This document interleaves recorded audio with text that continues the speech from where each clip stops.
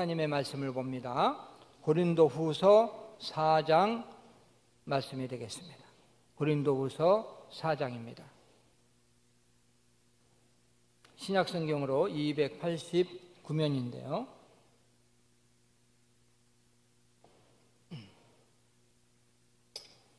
사절 말씀 한 절이기 때문에 같이 한 목소리를 읽습니다.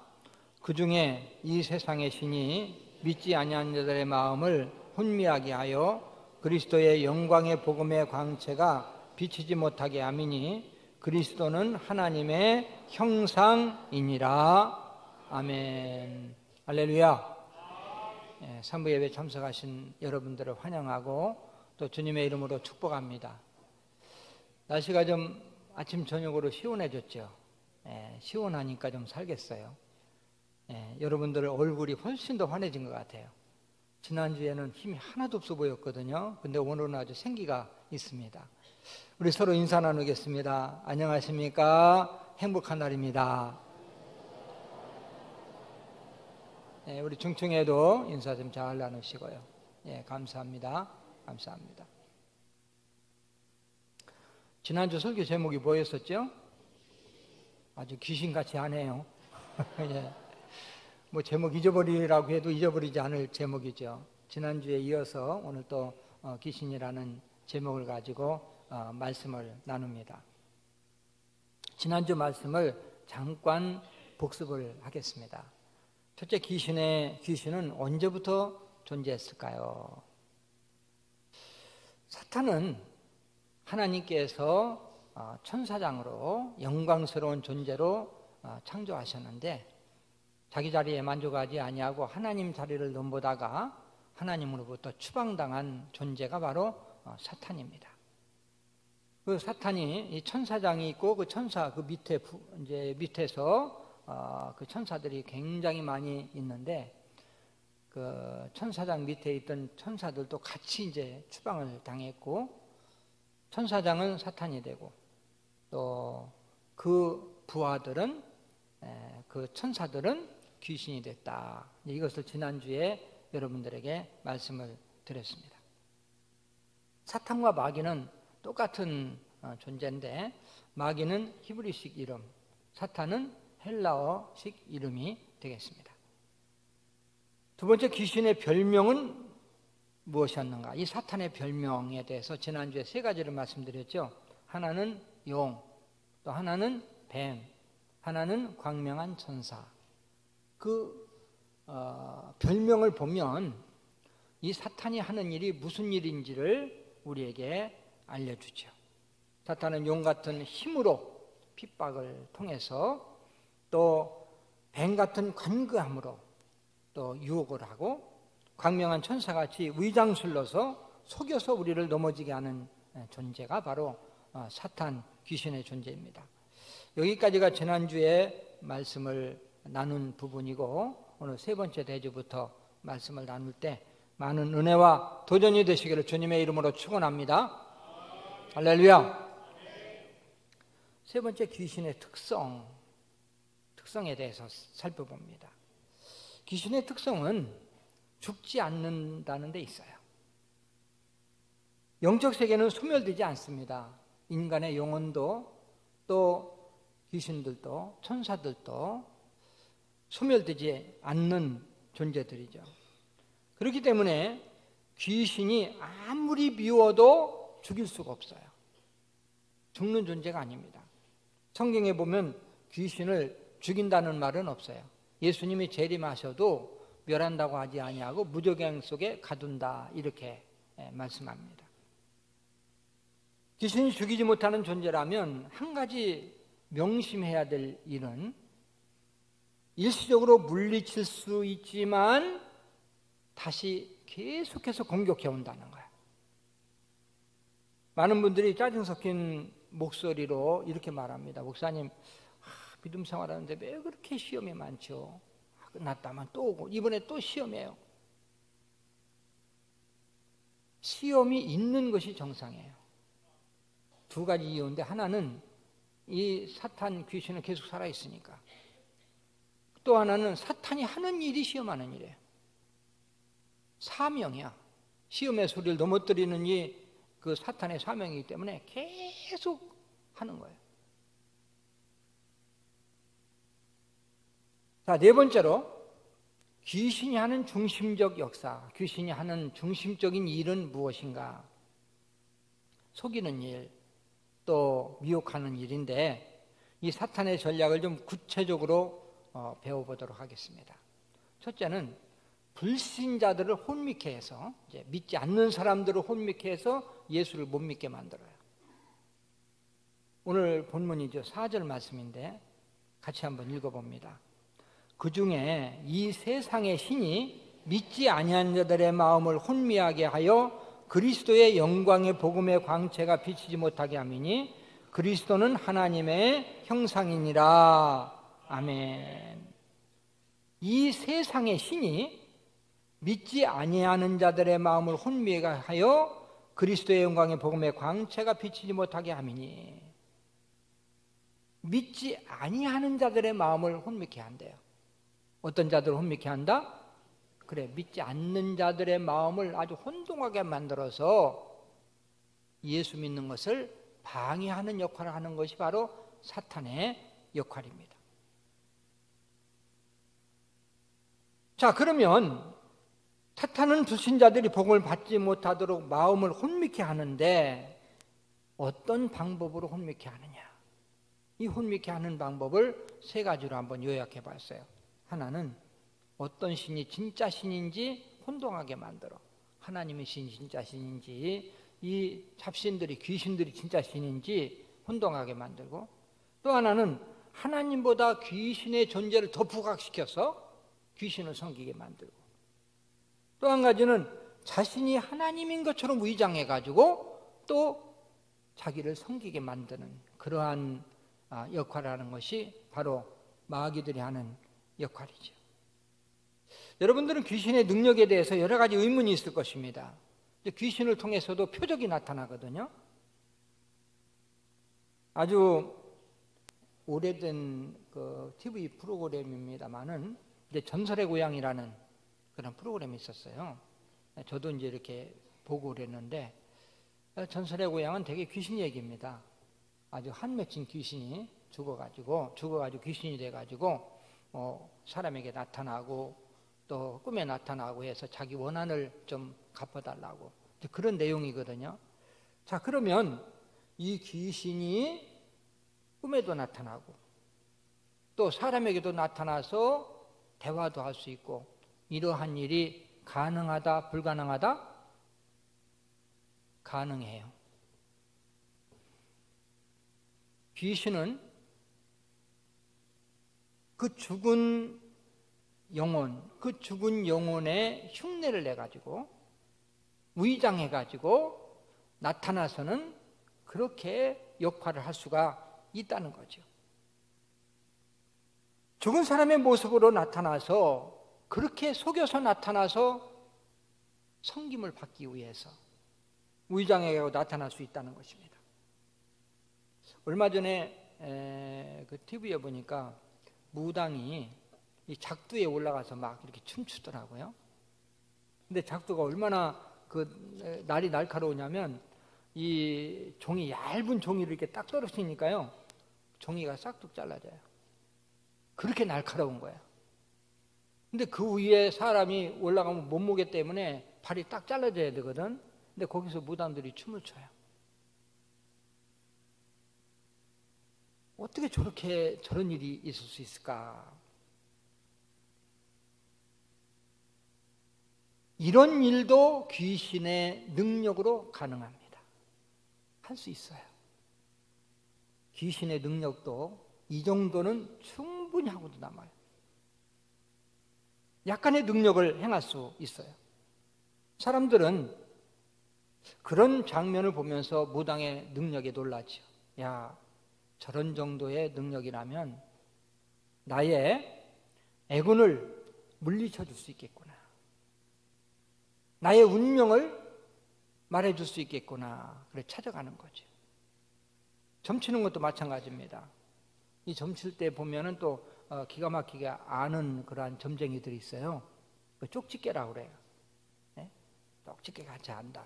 또 귀신같이 안다. 점치는 사람들에 대해서 제가 좀 생각을 해보니까 이 점치는 사람들도요, 세 가지 부류가 있어요. 하나는 돌팔이가 있어요. 돌팔이 점쟁이들.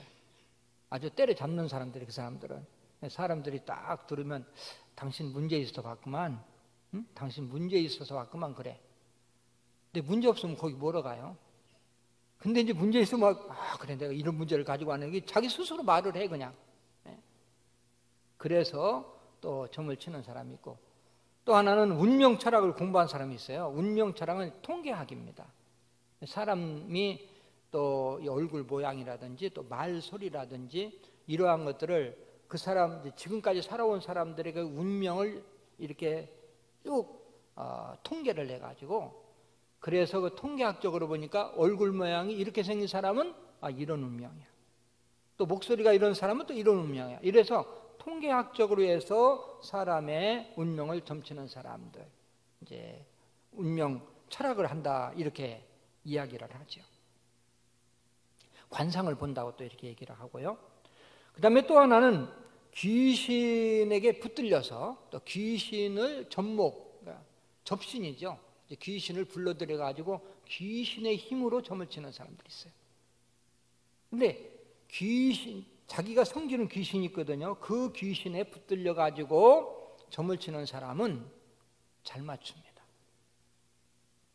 그 사람들은 잘 맞추는 쪽집게 점쟁이들이에요.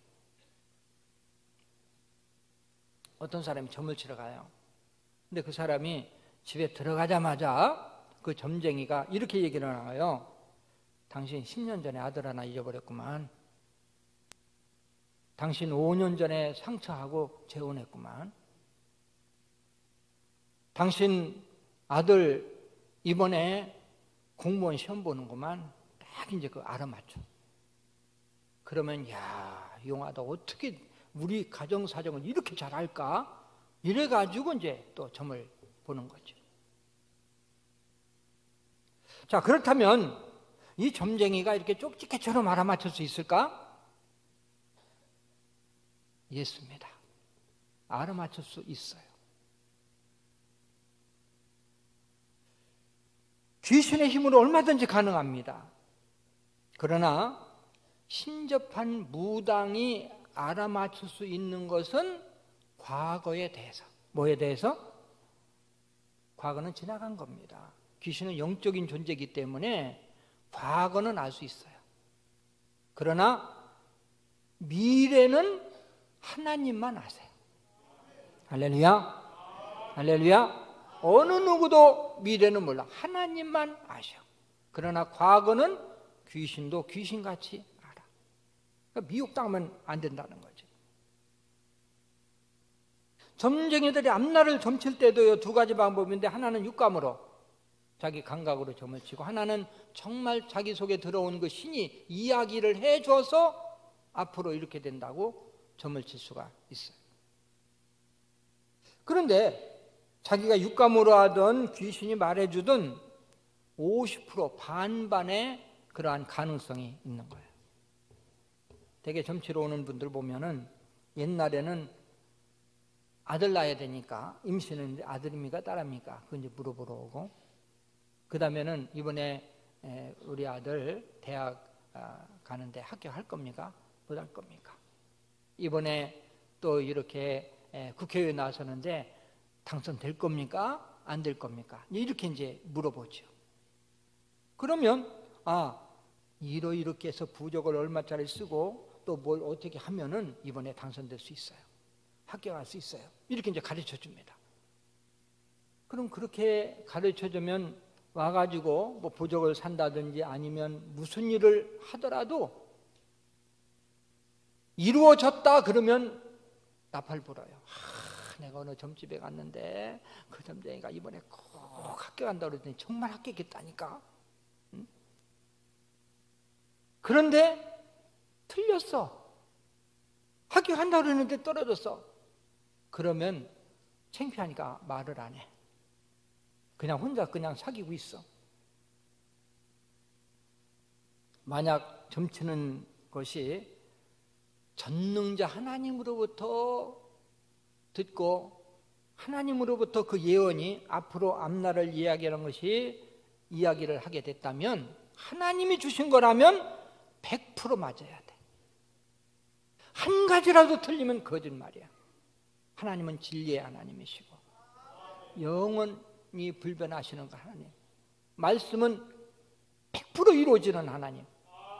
그렇기 때문에 반반으로 얼마든지 프로테지를 좀 높일 수도 있고 낮출 수도 있다는 거지.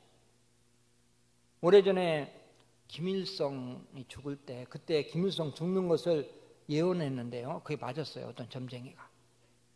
그리고 우리나라에 대해서 몇 가지를 예언을 했는데 또 그 몇 가지가 맞았습니다. 그래가지고 유명한 점쟁이가 돼가지고 그래가지고 책까지 썼어요. 베스트셀러가 됐습니다. 저도 읽었습니다. 근데 제가 그 책을 읽어보고요, 뭐 얼마나 황당한 그러한 예언을 하고 이거 가짜, 분명히 금방 드러난다. 얼마 안 가서 그 예언이 다 빗나가니까 그 인기가 다 사라지고 이 잘못된 것이구나 사람들이 알기 시작한 거지. 따져보면요, 저도 예언할 수 있어요. 맞을 수도 있어요. 틀릴 수도 있어요. 북한의 김정은이 내가 볼 때는 2020년도에 죽어. 그리고 우리는 2025년도에 남북 통일이 돼. 이렇게 예언을 했다고 그래요. 그럼 맞을 수도 있어요.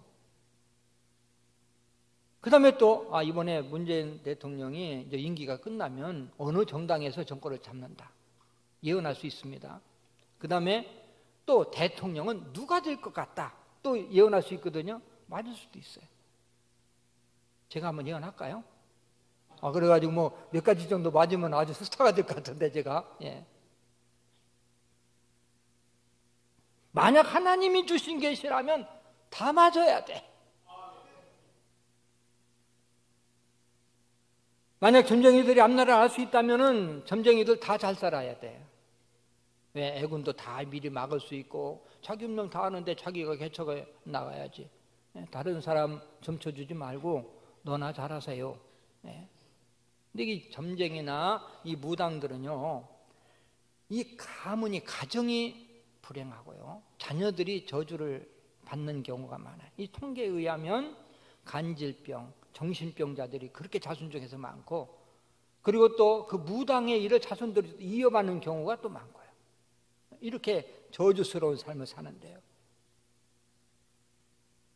자, 믿지 않는 사람들을 이렇게 약간의 어떤 능력을 보여줌으로 말미암아 이 하나님을 믿지 못하고 이 귀신들을 섬기게끔 만드는 것이 바로 미혹하게 하는 영, 바로 악한 영들이죠. 마귀, 귀신이 하는 일입니다. 두 번째는 믿는 사람을 또 혼미케 만들어요. 믿지 않는 사람들은 어떤 신이 진짜 신인지 혼미하게 만들고, 그 다음에 믿는 사람들은 믿긴 믿되 잘못된 길로 가게끔, 잘못 믿게끔, 실족하게끔 그렇게 역사를 한다는 거지. 기독교라는 어를 쓰고 미혹하는 것은 더 무서운 일입니다. 분별하기 어려워요. 어떤 때는 그리스도의 모습으로 나타나고, 어떤 때는 선지자의 모습, 어떤 때는 천사의 모습으로 나타나서 우리를 미혹합니다. 이 사탄이 믿는 사람들을 미혹할 때 두 가지 방법을 사용한다고 그랬는데, 하나는 내가 그리스도라 하는 사람을 만들어 놔요. 내가 그리스도다. 자, 마태복음 24장 5절인데 우리 같이 한번 읽어볼까요?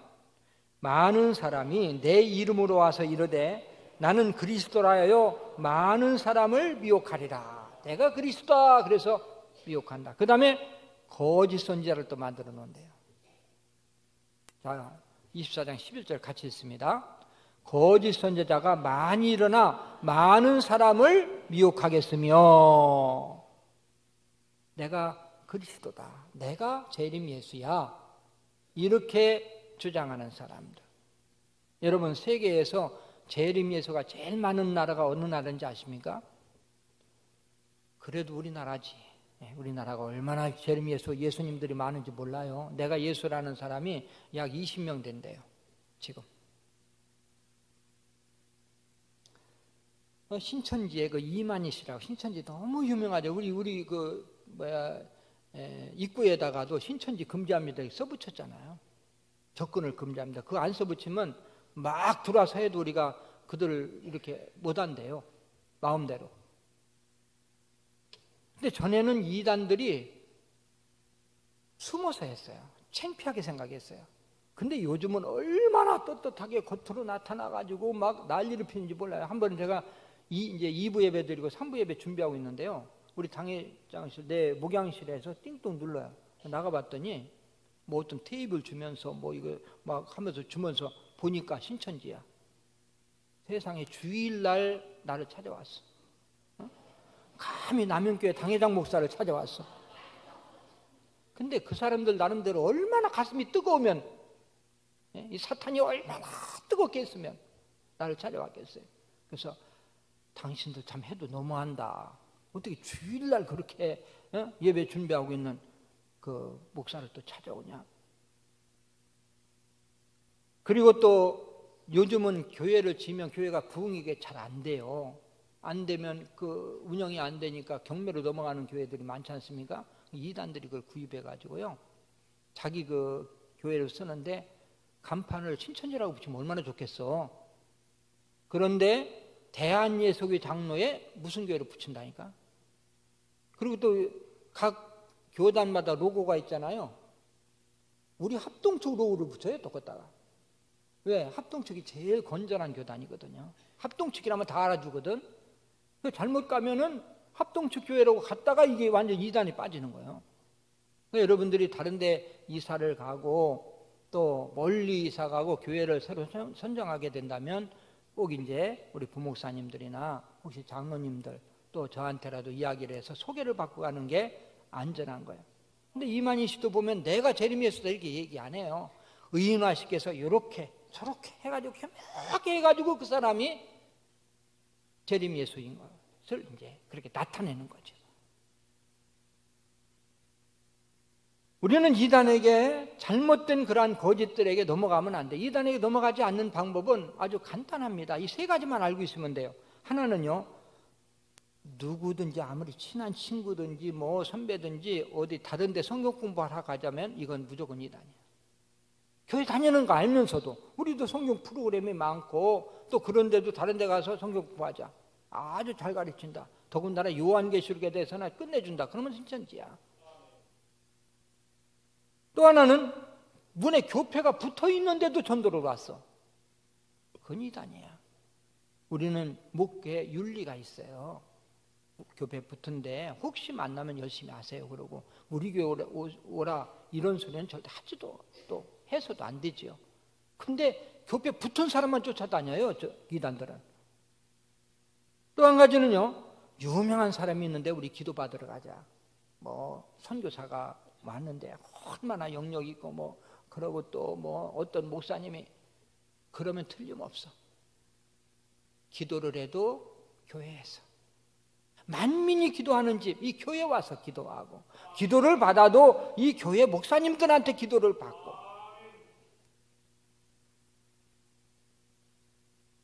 우리는 미혹당하지 않기 위해서는 말씀에 능해야 되고 말씀을 많이 알아야 되고 또 여기 있다 저기 있다 에게도 한눈 팔지 말고 하나님 중심, 교회 중심, 말씀 중심 이것만 지켜나가면 절대 미혹당하지 않습니다. 자, 다섯 번째 마지막으로 귀신의 존재 이유는 무엇일까요? 욥기서 1장 12절 같이 한번 읽습니다. 여호와께서 사탄에게 이르시되 내가 그의 소유물을 다 내 손에 맡기노라. 다만 그의 몸에는 내 손을 대지 말지니라. 사완이 곧 여호와 앞에서 물러가니라. 하나님께서 왜 사탄을 존재하게 하셨을까? 하나님이 사탄의 존재를 허용하신 거지 허용하지 않고는 존재하지 못해요. 근데 아니 안 만들면 될 거 아니에요. 필요해요. 우리의 신앙의 연단을 위해서 우리의 신앙의 성숙을 위해서 이 사탄이 역할을 하는 거예요. 여러분 욥기서 읽었잖아요. 욥이 사탄에게 큰 시험을 받아요. 엄청난 시험을 받는데 욥은 그 시험을 통해서 믿음이 성숙해요. 귀로 듣던 믿음이 이제는 체험의 믿음으로 변하죠. 그리고 욥은 결국 곱절의 축복을 받습니다. 시험을 통해서 곱의 축복을 받는 거예요. 특히 욥을 시험한 사탄은 하나님의 허락을 받고 욥을 시험하거든요. 이 하나님의 허락 없이는 시험을 할 수가 없다는 거지.